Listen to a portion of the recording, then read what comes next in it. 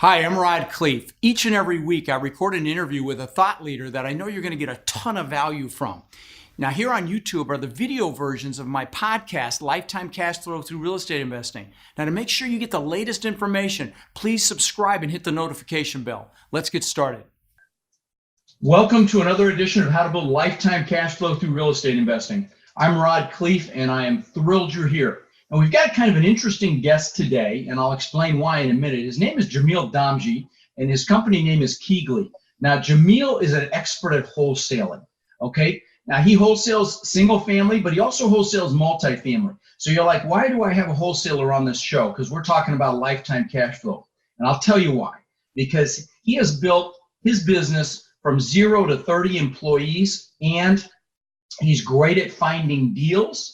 And he's great at creating systems. And every business is nothing but people and systems. So we're going to dig into all of that. Welcome to the show, brother. Thank you for having me. Absolutely. So why don't you take a second and talk about your story, how you built your company to where you are, and then I'm going to, segue into some of these topics like finding deals and systemization, and we'll probably talk about leadership as well, because you've also obviously become a leader, and to be a success in business requires leadership skills. So let's just talk about your story a little first. Absolutely. Thank you. So about 3.5 years ago, my sister and I were business partners, and we came into contact with a couple of young individuals who had a real understanding of current technology and systemization. They brought to the table the ability to systemize what was happening in our heads. So the strategies that we were implementing to find deals is what they did a core evaluation on from us, my sister and myself, to really deconstruct the strategies and the processes that we were using and find a way to turn that into technology so that we could scale it. From there, we went from doing anywhere from 3 to 5 deals to today, we will crush anywhere from 65 to 95 houses in a month. Okay. And houses or multifamily. We do a lot of small plexes as well. Okay. So, and now this Josiah and this Hunter, they're partners of yours? They are, yes. Okay. Did you find that they had different strengths than you did, and you guys and you had strengths that complemented each other? Was that the dynamic? Absolutely. So I'm an extrovert. I love getting out, talking to people, meeting people, shaking hands, and really engaging with the public. Hunter, you would call him more of he's definitely an introvert, but he's the highest level of introvert I've ever met. He's the kind of person that doesn't want to speak to anybody. At the same time, his mind works at such a high level that he's able to take systems and refine them down to the smallest detail to find an inefficiency. And when he finds an inefficiency, he removes it. So Josiah, young guy, 25 years old. For me, it was a little bit of a struggle, I have to admit, in the beginning to give up leadership control to him, being 40 myself. But he brought to the table a tremendous amount of energy and vision. He's the What role architect. does he play? He's the CEO. I'm the president. Oh wow! Okay. Yep. He's the architect of the culture in the company, and I have to hand it to him. He's one fantastic guy. Wow. Okay. Well, so that's why I wanted to bring that up, because this is a very common dynamic in the multifamily space. Particularly, is that you'll find some of the greatest partnerships are someone that's an extrovert like yourself, that's out there making the relationships, building the relationships, and so on, that aligns with someone that's analytical, because really multifamily real estate is numbers. And you're finding that same dynamic in your organization, where you found people that were strong where you were weak, and that's really how you maximize your ability to execute and really make things happen. So that's I'm really glad that came up. So let's talk about for a minute. So you've got Hunter doing the tech side, so he's tech savvy, and you've got Josiah helping with really running the company. What is your focus then? So my focus is relationships. A big part of what we do to generate our deals is to get out there into the world and make relationships with the people that control this type of product, right? If your listeners for example, some of the most powerful realtors in the space, they have these pocket listings that you'll never see if you don't have the capacity to break through their BS barometer and strike right to their fact that you're a player in the space. You're somebody that they need to have on their short list of individuals to send product to. And that's essentially what I've been able to do is break through the different segments of individuals where I feel are holding the product. Let's talk strategy. Let's talk strategy for a minute. Yeah. Let's talk about how you build those relationships and how you separate yourself from all the flack that's out there, that all the noise that's out there and all the people that want what you want. How do you separate yourself? Give me some examples. So I think execution and just the way that I approach an agent, right? When you're talking to a high-level commercial agent who has pocket listings, the first thing they've got money, so they don't care how much you have. They've got buyers already with money, so they don't care about your flash, your watch, your car, how much you own. It's really not about that. It's who you are. How easy of a person are you going to be to deal with? Are you going to be the guy calling them at 9 o'clock at night, pissed off because you bought a building from them and now you've got a crazy tenant or somebody broke in? That's not the individual they want to do business with. They want to do business with somebody that doesn't bug them, that understands the numbers that they're giving them, that sees the opportunity that they're looking for, and then executes and completes. If you can be that person, those relationships, they expand and they become bigger and bigger. And then you start to become a part of that circle of influence and your deal flow grows.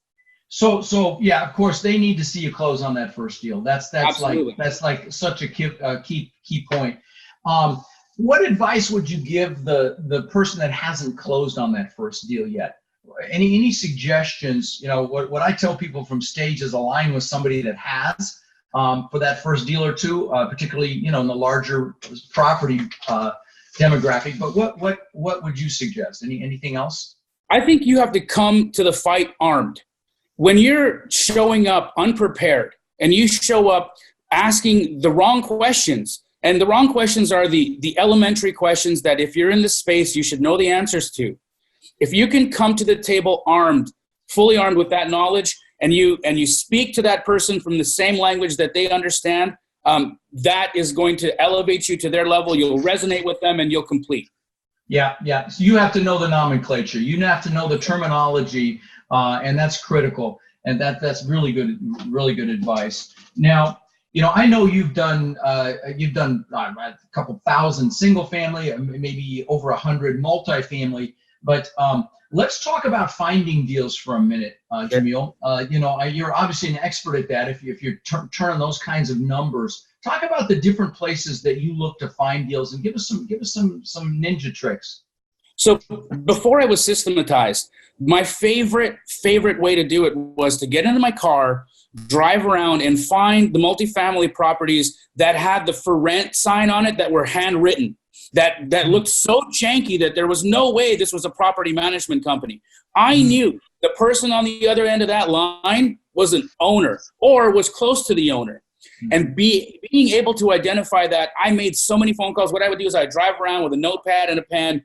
I would write down the address. I would take a picture of the property. I would write down the phone number. I would give an estimate of what I thought that building was, come home, and I would compile a whole list of 10 or 20 properties that I saw that day. Come home, do research on them, figure out what I was looking at, get an understanding of what I needed to pay, and start making the calls. Okay. So that's what I did pre-systemization. Now what we've done. How long did you do that? I'm just curious because this is resonating with me a little bit. Since 2003 to 2012. Wow. See, the reason that's dear to my heart is because I did that. You're giving an example of doing what other people are willing to do. And I did the same damn thing. I knocked on doors of people that were in foreclosure almost for a decade. Every night I was out there knocking on doors, and who does that? Just like you, who's going to get out there and drive around and look for rent signs, go home, look them up, do the research, and then make outbound phone calls? Very few people. But I'm telling you, well, that's why you're a freaking success. That's why I was a success, and I am a success because of being willing to do what others won't. So that's awesome. So then, you did that for a long time. Then you talk about the progression into the systems.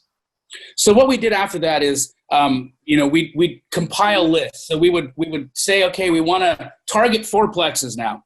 So we'd compile a list, go to list source, we'd get a list of all the fourplexes in Maricopa County. We would scrub that against any that showed up in the MLS or any that had like an agent attached to it. Once there was no property management that we could find attached to it, we would begin our onslaught of outreach. And we have a process that we call targeted outreach, where we send very high-level text messages to these phone numbers. What do you mean by high level? What do you mean by high level? I mean, we curate the message. We're not asking stupid questions. Again, just like I described earlier, come to the fight armed. So the messages are all scripted. They're templated. We have them all set prior. When my reps are out there sending the message, it is to the point. I'm not wasting your time. I'm not pretending I want to rent the place. I'm talking to you because I understand you have multifamily property right now in Maricopa County. It is time to sell. We don't know what's going on, what's coming around the corner. Are you interested in selling your building today? And when we get a response, that's when we engage in a conversation. That's when one of us gets on the phone who understands the space, has a conversation with the seller, and we take it from there. Okay. And so besides the high-level text messaging, you call it high level just because. Would you say it's high level because is it like one-off? Is each text handwritten, or are they done in mass, or what? I just want to be real clear on what you mean by high level. I'm not completely clear. So the software that we use and the way that we're able to compile it is so that's templated messages, but it'll actually insert the address of the property in the message. So we're not having to individually type out a message. We've got a template. We've got a list. It integrates the addresses into the message. It's coming from a real telephone number, not like that 3 or 4 digit fake spammy kind of thing. And we have to individually press each button just to be compliant. What software is that? An off-the-shelf software application you can throw out there? It's one we built actually. Oh, you built it. Okay. All right. Is this like hosted on Podio and you plug it in? Do you guys work with that as your framework? Yes, sir. Yeah, I know a lot of the single family guys. I just joined the Collective Genius Mastermind. We were talking about that before we started recording, and I know a lot of those guys, and these are the largest flippers and wholesalers on the planet, really, and like yourself, and they all use Podio. That's why I was just curious. So you did an add-on and wrote that. I'm guessing Hunter helped you with that, and you put that together, and yes, right? Yes. Yeah, okay. him and some other developers. Correct. Love it. Okay, so it actually integrates the address. Love it. So what else are you doing besides text messaging? Well, oddly enough, direct mail won't work so well today in the single family space, but it works in the multifamily space. Right, because nobody's doing it. Nobody's doing it. Yeah, everyone stopped. Right. So direct mail has been a fantastic resource for us in finding multifamily properties. Typically, the owners of these properties are established. They still look at their mail, right? Yeah. And so we've been having great luck with that. Let's drill down on that a little bit, if you don't mind, Jamil. Let's talk about what your mailing campaign looks like. Let's talk about frequency. Let's talk about what pieces you send.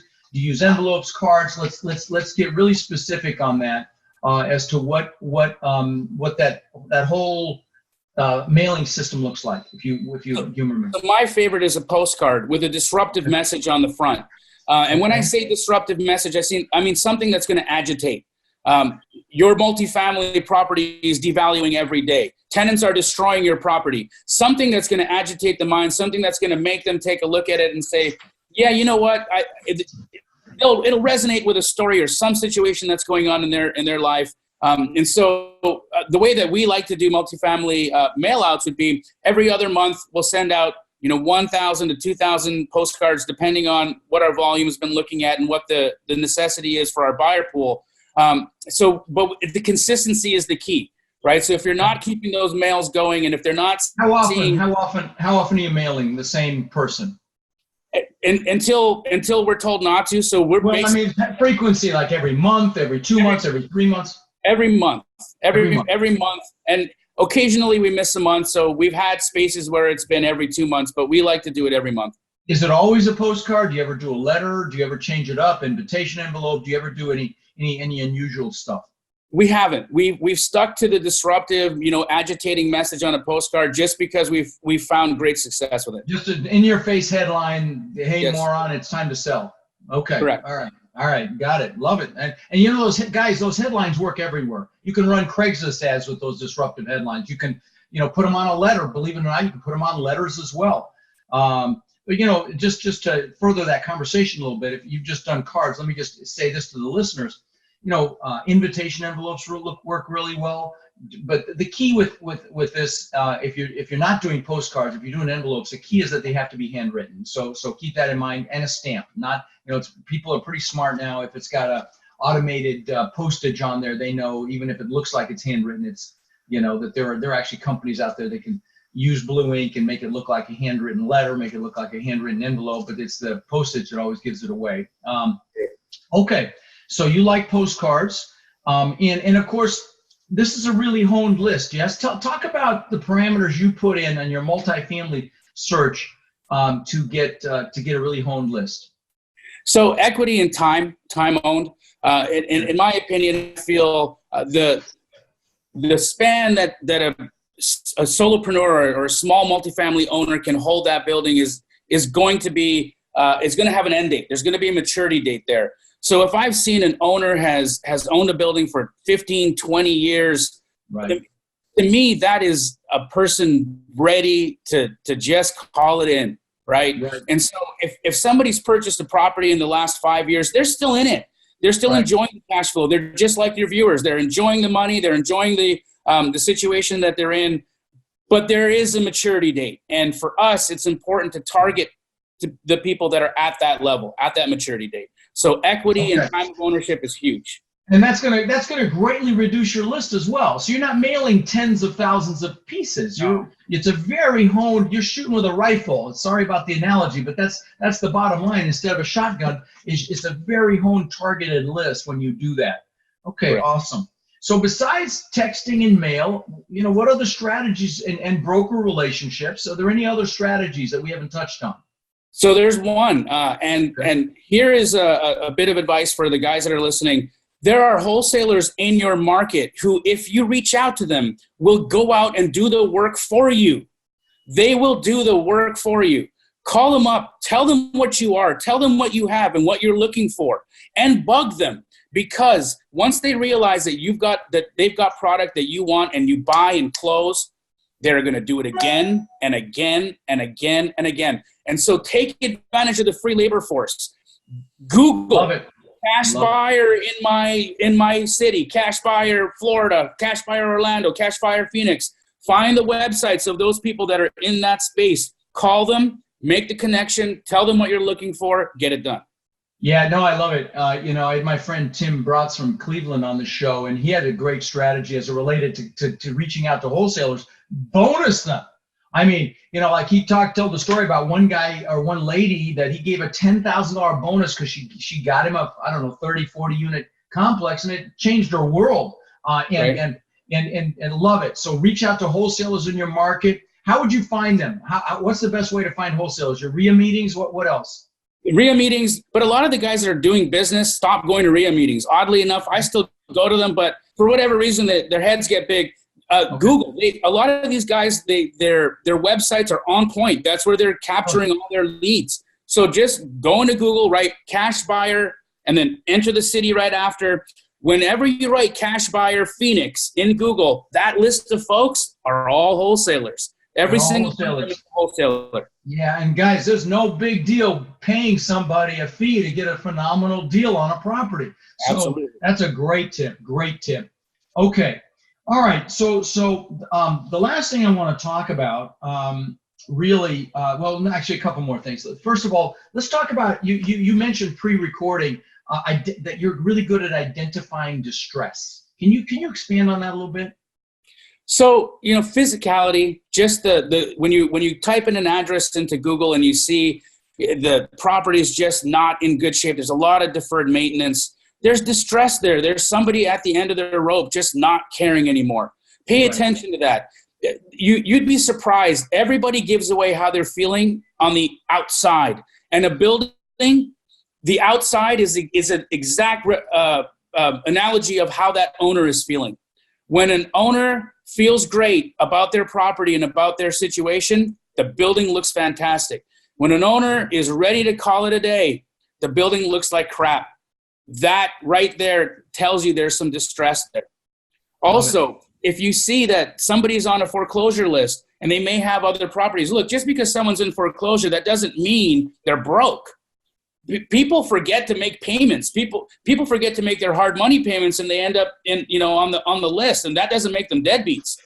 But what you will find is if you take that list and you stack it with other multifamily properties, and you find a match where they appear on multiple lists, like the equity list or a list of owners that have owned for some time, and then you find a foreclosure and they pop up there too. You stack that list together, and they're in multiple lists at the same time.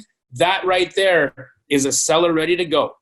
Okay, no, that's interesting. Okay, so you would actually put lists on top of each other and look for commonality where people are matching all three in that case. Okay, got it. Right. Got it. So, I want to talk to you a little bit about leadership, because you grew from a solopreneur, a force of one, to now you've got 30 people. And I mean, I'm already seeing some of the strategy you're utilizing, and I'll point it out here in a second. But talk a little bit about how you became a better leader. If there's anything you did to embrace learning how to become a better leader. And speak to that a little bit, how you've developed your leadership skills. So when we first started, I was coming from a place of, I know it better and they don't, right? Wow. So I came from a place of fear, in all honesty. I got to stop you, man. That is so insightful, because it really was, people would think it's ego, but it's not ego, it's fear. That's so impressive. Okay, please continue. I'm sorry. I just want to put an exclamation mark on that. Good for you. So that fear was creating the different behaviors in me, right? When you boil it down, it was fear. And so I'm sitting here saying, this guy's doing it wrong, that guy's doing it wrong. I don't want to give this away. I don't want to let them take control. Look, if you begin from a foundation of fear, everything to follow is going to suck. Right. What we did is we flipped to the opposite. When you start from a foundation of love, and I mean that in the purest sense. Oh, got it. Yeah. You're really just there to serve. You're really just there to grow and help other people grow as well. When you stop acting from fear and you act from a foundation of love, everything blossoms. Yeah. It truly does. The people that you train are grateful for the training. The way that you speak to people is compassionate and understanding. You're not blaming anymore. You're starting to find commonalities. You're starting to remember how hard it was for you when you began. And you exit out of that bullshit spot of I'm the best and everyone sucks to, hey, we're all in this together. And if I can groom some young cat to come out and change their life, then thank you, God, for the opportunity. Right. Yeah. And so it's so funny. I needed to hear that today, brother. You actually impacted me. You remember we had a little conversation before we started about my morning. And so, you've absolutely added value to me today, my friend. So, appreciate that. And you're absolutely right. And so the thing that I want to point out is guys, you can't do it all, and you shouldn't try to do it all. And you've done such a great job, Jamil, of surrounding yourself with people that are going to help you take it to the next level. Complementary skills that things that you're not an expert in. You're great doing what you're doing, but you've defined, you've clearly defined the areas you need help, and you've brought in top-notch people to help you there. And that is, that's an incredible quality of really any super successful leader out there, is they find the best people they can to supplement their deficiencies. So very, very impressive, my friend. Because I know you're 40 years old. I got 20 years on you, and that's an insight I will be honest, I probably only got in the last decade, is to find the very best people to complement your skills. So my hat's off to you, my friend. Well, let me ask you this. What advice would you give a listener that's listening that maybe hasn't taken action yet? They know they want to get into this space. They know they want to build cash flow for themselves, and break into this business. What would you tell that person? And I apologize if I use a bad word here, Rod, but okay. I'm going to say, fuck how. Fuck how. Right. Just start. You'll be surprised at how the world will align itself into your objective if you take the first step. Yeah. Just the first step. And if you do that, the next step, it appears. And the next step appears, and the next step appears. And you're not perfect. You're going to lose money sometimes here and there. Things are going to happen. You're going to get a crazy tenant. The world is the world. It is what it is. But if you can just stop caring about the whole plan, because I didn't know Khleif was going to be what Khleif is the day that Khleif opened its doors. We were 4 dumb shits trying. And it is what it is today. So I just say, F how, get out there, stop letting your brain tell you you're not good enough for it, because you are. Yeah. Love it. Love it. Love it. Take that first step. The next step will be revealed. I love it, man. I tell the story on stage that you can drive all the way across the country at night, only seeing 50, 60 feet in front of you, but you'll make it all the way across. It's the same way with your goals. So many people get caught up in fear and limiting beliefs, and they never take that first step, or they get caught in analysis paralysis, which is frankly the lowest standard, because they're a perfectionist. They think they have to do it just right. Love it. Love it. All right, brother. Well, listen, it has been my absolute pleasure to have you on the show. You've absolutely added value, and I love the uniqueness of what it is you do, because anytime you can bring these other disciplines into different vertical markets, vertical things, like you're primarily single family, but you've absolutely added value on the multifamily front today. So, I have nothing but want to wish you continued massive success in everything you do, my friend. Likewise. Thank you so much for having me on the show. You bet, buddy. Take care. Hey, thanks for watching. Please subscribe to my channel. And if you listen to podcasts, join me on iTunes, Stitcher, or wherever you listen to those podcasts. Just search for Lifetime Cash Flow through Real Estate Investing.